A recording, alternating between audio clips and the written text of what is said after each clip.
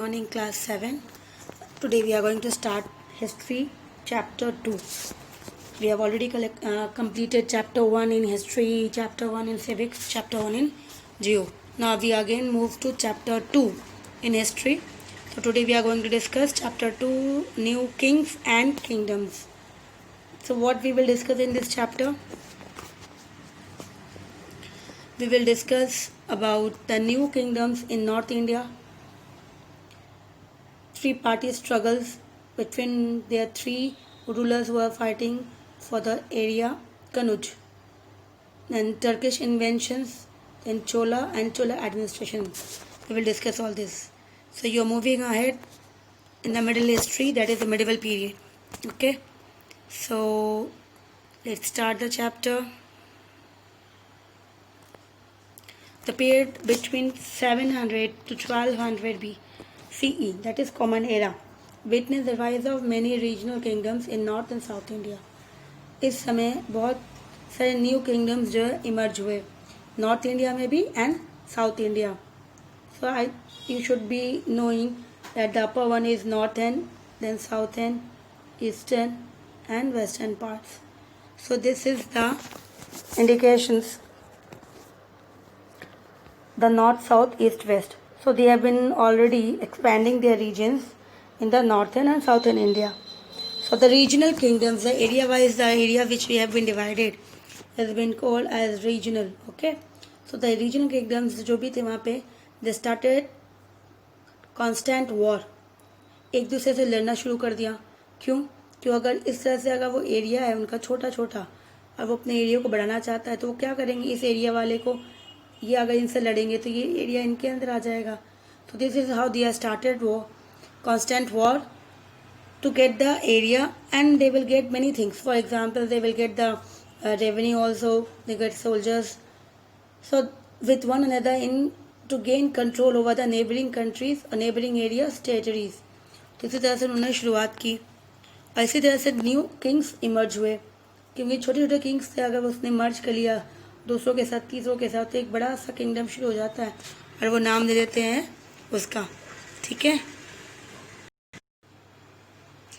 Now the rise of new kingdoms.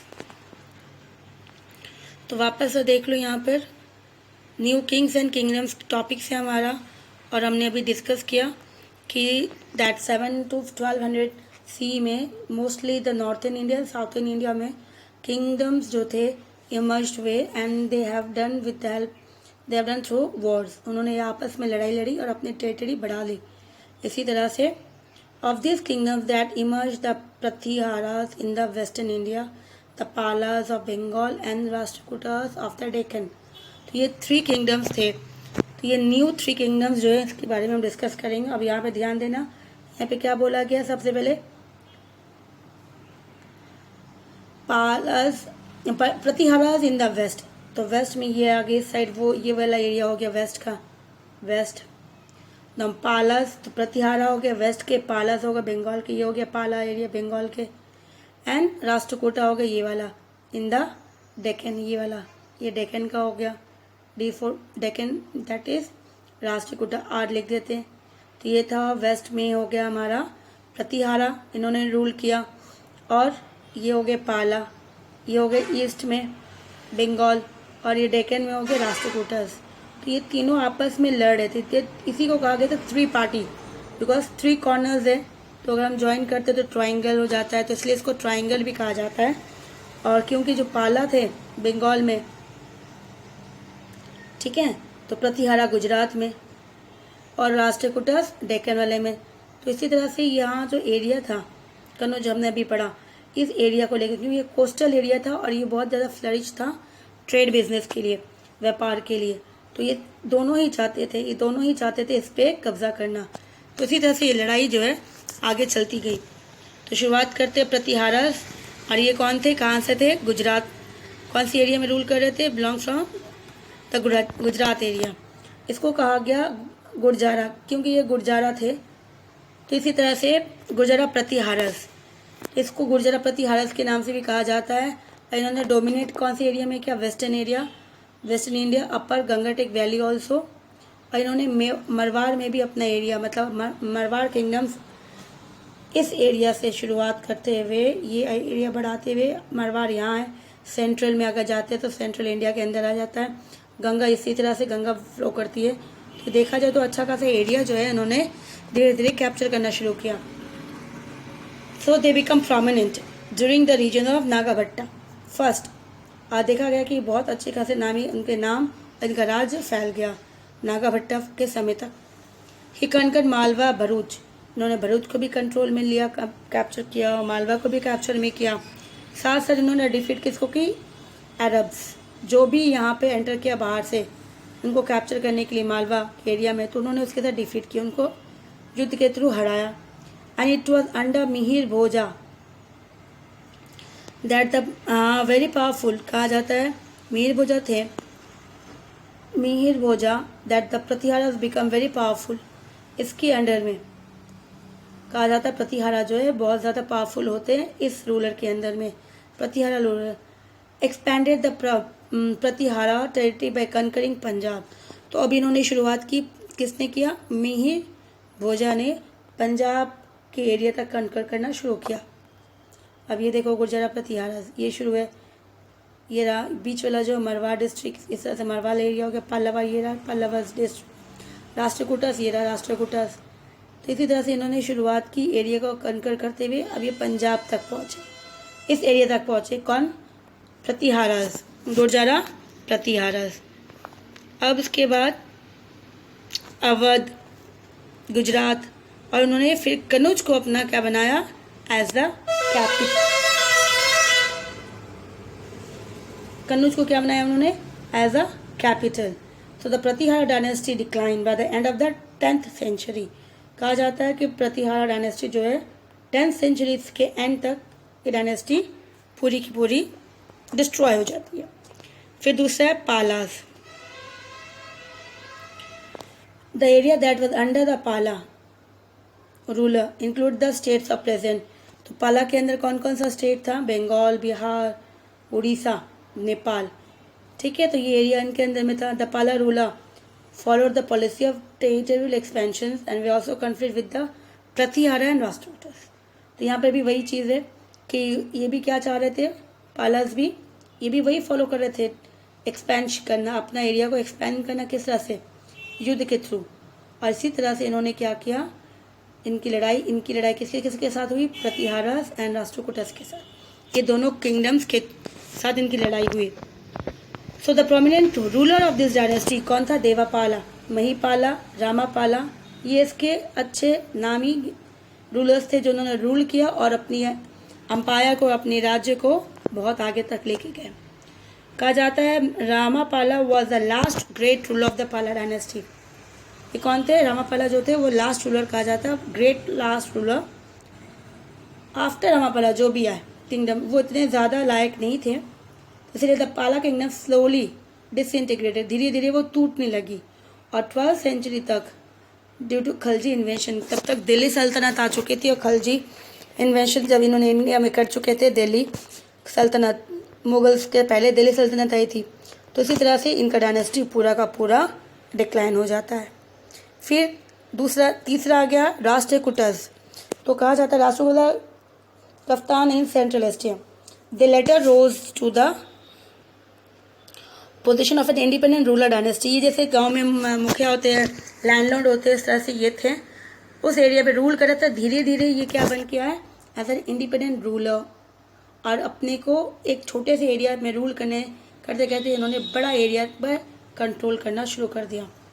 इनका owner कौन था, फाउंडर कौन था जिसने राष्ट्रकूट डायनेस्टी खड़ा किया, दैट वाज दंती दुर्गा। तो ये था फाउंडर, दंती दुर्गा उसके फाउंडर थे। It was during his reigns, कहा जाता है इनकी समय पे, दंती दुर्गा के समय पे राष्ट्रकूट जो था रोज और प्रोमिनेंट बहुत ऊंचाई तक पहुंचा था। और इसने किसको किसको डिफीट किया था, चोला जो साउथ के रूलर्स थे, साउथ इंडिया में चोला किंगडम्स थे, वहाँ पे उन्होंने उनको हराया। क्योंकि ये राष्ट्रकूट हमने कहाँ देखा, वो डेक्कन में ही थे। राष्ट्रकूट कहाँ पर था, डेक्कन एरिया में था, और चोला किंगडम्स भी इसी एरिया में थे। तो इसी तरह से इनको अपने राज्य का बढ़ाना था, तो उन्हें किसको हराना था, चोला किंगडम्स को। So Rashtrakuta establish the capital at Malkhed in the Gulbarga district of Karnataka. तो यहाँ पे मलखेत में उन्होंने अपना कैपिटल बनाया राज्य का, जो कहाँ था, district in the Gulbarga district of Karnataka. इसी तरह से दे वे ऑल्सो नोन फॉर, कहा जाता है कि ये बहुत ज़्यादा अपने एडमिनिस्ट्रेटर के लिए भी बहुत ज़्यादा फेमस है, मतलब जिस तरह से उन्होंने रूल किया था। और इसकी एक्सीलेंट मिलिट्री थी, मिलिट्री जो थी बहुत ज़्यादा अच्छी सेना थी। क्यों? क्योंकि सोचो यहाँ पे उनकी नेवी बहुत ज़रूरी था, क्योंकि ये रूल कर रहे थे डेक्कन एरिया में और एक कोस्टल एरिया, क्योंकि ये 3 साइड्स क्या था, अरबियन सी है यहाँ पर, बे ऑफ बंगाल यहाँ पर है, इंडियन ओशन नीचे है साउथ में। तो यहाँ तीनों एरिया से कोई ना कोई आराम से इन पे क्या कर सकते हैं, इन्वेड करने के लिए आक्रमण कर सकते हैं। तो इन्होंने अपनी नेवी बनाई थी, इसलिए इनकी मिलिट्री जो थी बहुत स्ट्रांग थी। The strong Rashtrakuta army fought, तो इन्होंने इसकी जो आर्मी थी इन्होंने लड़ाई लड़ी किससे, पाला से भी और प्रतिहारा से भी। And they way in conflict with the Pallavas also. तो पल्लवास जो था ये भी एक डायनेस्टी थी, वो इस एरिया में था, पल्लवा, ये एरिया जो था ये पल्लवा एरिया का डायनेस्टी था। तो इन लोगों ने पल्लवा डायनेस्टी से भी लड़ाई की। ये सारे लड़ रहे थे क्यों, अपनी एरिया को स्ट्रेच करके बड़ा करे और बड़े किंगडम्स में रूल करे। मेन तब ये चीज़ें कॉमन थी। So the power of the great Rashtrakuta dynasty decline by the end of the 10th century, के अंत तक राष्ट्रकूटा की डायनेस्टी धीरे धीरे कमज़ोर पड़ गई और वो डिक्लाइन होने लगी। फिर आता है इसके बाद नेक्स्ट हम आते हैं, तो हमने ये भी पढ़ा, दैट वाज 3 पाला, उससे पहले हमने प्रतिहारस, फिर पाला और राष्ट्रकूटस, ये 3 मेन रूलर्स थे जो राइज हुए थे उस समय। अब हम पढ़ेंगे rise of Rajput. Rise of Rajput, the term Rajput means son of ruler. कहा जाता है कि ये वर्ड यूज किया गया था, राजपूत मीन्स इंडिकेट करना कि ये कौन है, सन है किसके, जो रूल करता है उनका बेटा। फिर धीरे धीरे राजपूत वे also of Kshatriya clan origin. Kshatriya कौन होते हैं, सोल्जर्स। तो इसी तरह से वे आर डिवाइड इनटू सूर्यवंशी, कहा जाता है डिसेंडेंट ऑफ सन। ये भी कहा जाता है कि वो सूर्यवंशी मतलब सन के डिसेंडेंट है, या फिर चंद्रवंशी डिसेंडेंट ऑफ मून। इस तरह से इनको नाम दिया गया था। The Rajput plays a significant role in north India during 9th and 12th century.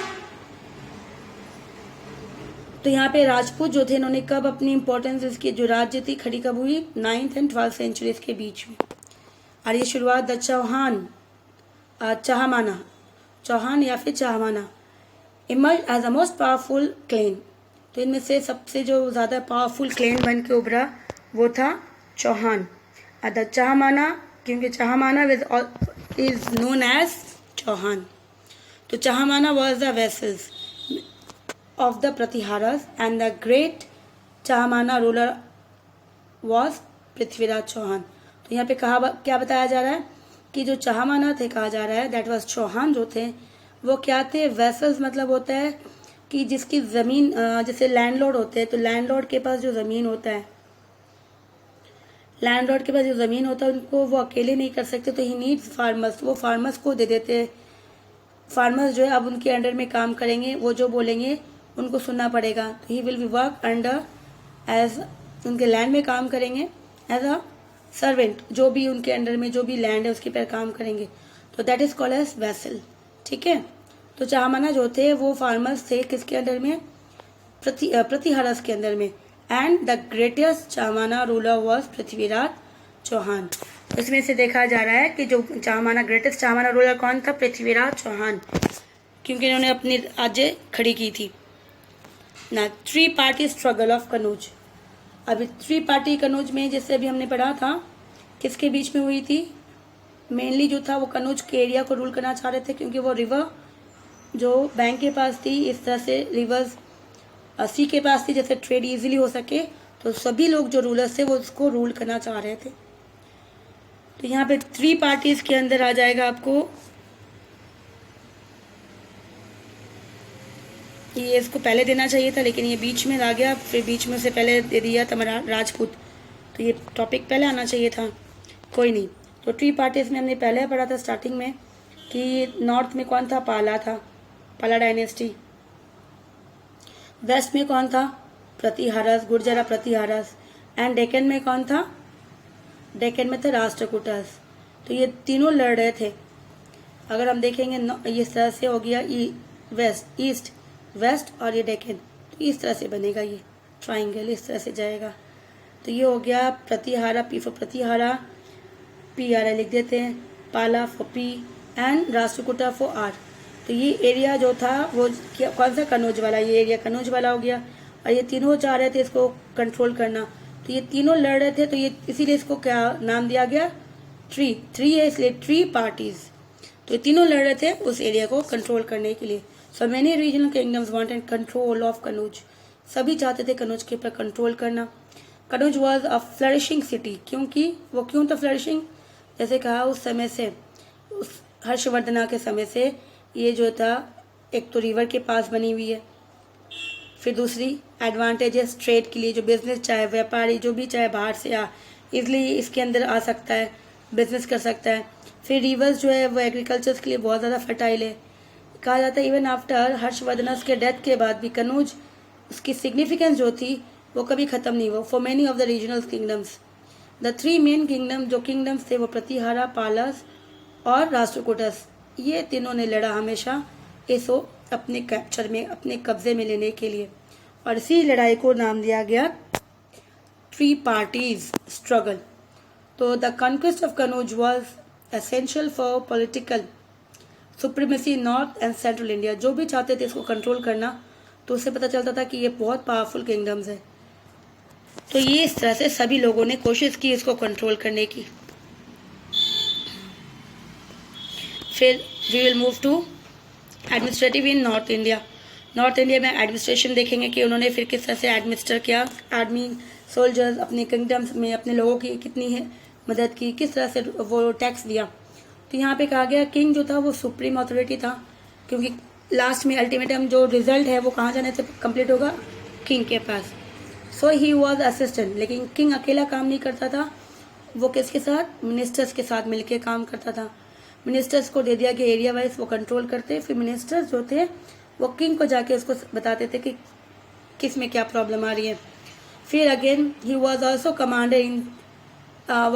Commander in chief of the army. साथ साथ जो किंग था वो कमांडर भी था आर्मी का, कंट्रोल करने के लिए, डिसीजन लेने के लिए ये ज़रूरी थी। फिर during this period the power of the king weakens, धीरे धीरे कहा गया जो पावर था किंग का वो कम होने लगा।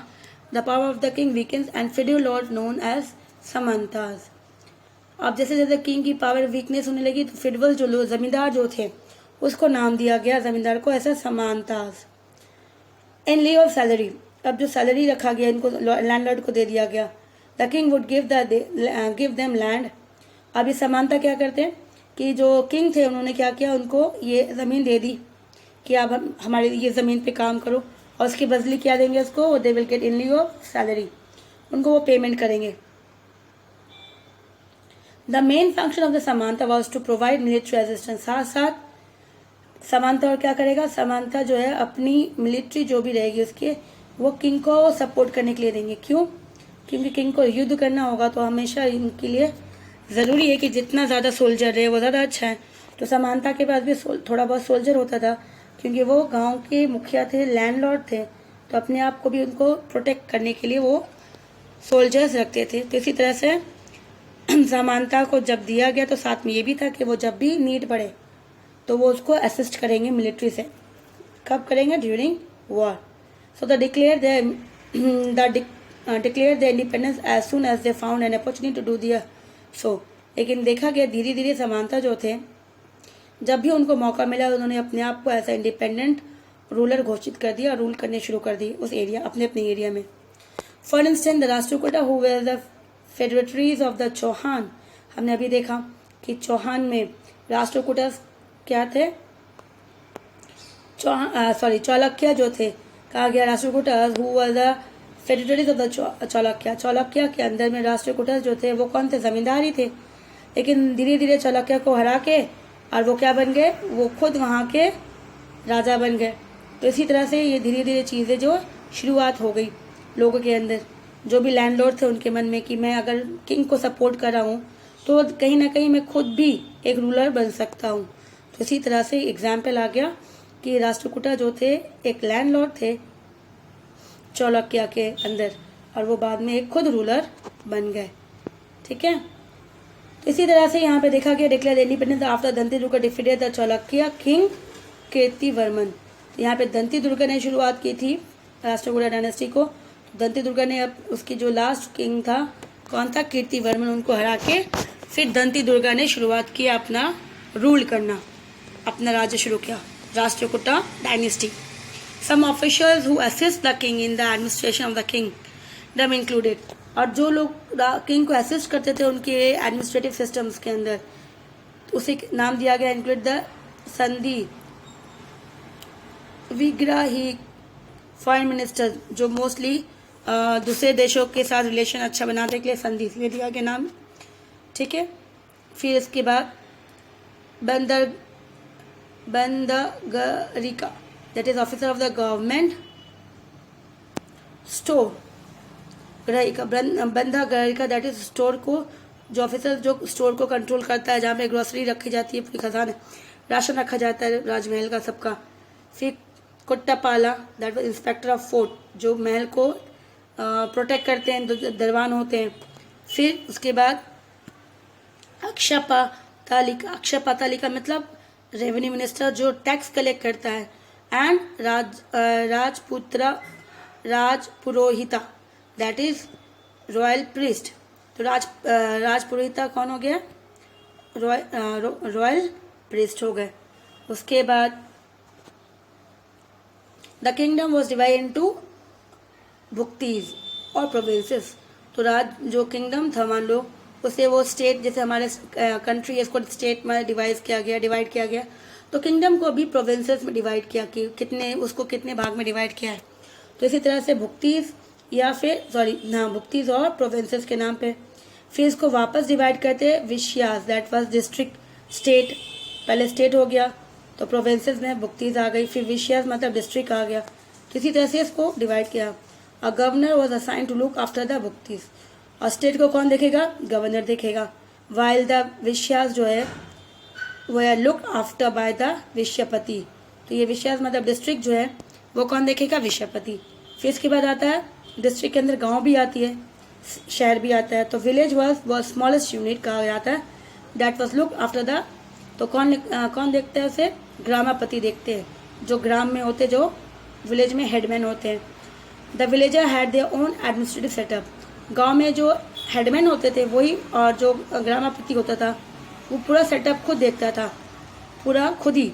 अगर कोई प्रॉब्लम होता है तब वो जाते थे किंग के पास, अदरवाइज वो लोग खुद अपनी प्रॉब्लम वहीं पर सॉर्ट आउट कर लेते थे। Setup that was overlooked by the village हेडमैन्स।